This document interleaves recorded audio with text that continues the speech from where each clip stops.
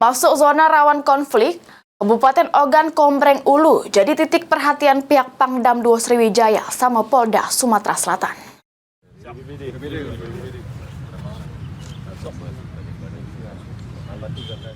Kabupaten Oku jadi perhatian pihak keamanan dari Pangdam II Sriwijaya serta Polda Sumsel karena untuk pertama kalinya masuk daerah rawan konflik juru Pilkada serentak 2024. Hal ini diakibatkan beberapa hari terakhir banyaknya yang terjadi tindakan-tindakan pemicu konflik yang dilakukan oleh oknum yang sampai emak ini belum diketahui identitas pelakunya.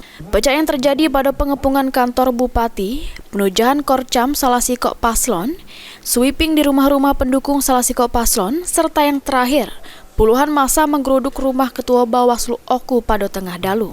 Komandan Resimen 044 Garuda Dempo, Brigjen TNI M. Thohir ngatoke, memang khusus Kabupaten Oku ini dilakukan penebalan personil.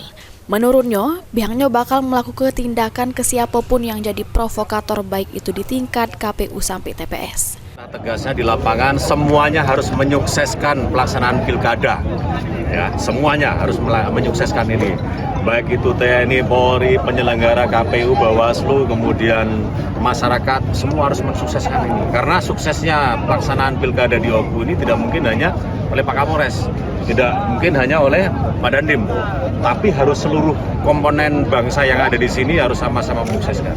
Jadi seruannya adalah sama-sama kita sukseskan pelaksanaan pilkada ini dapat berjalan dengan baik. Caranya gimana? Seluruh unsur harus sama-sama bersama-sama bahu-membahu untuk mensukseskannya. Masyarakat hadir untuk melaksanakan pemungutan.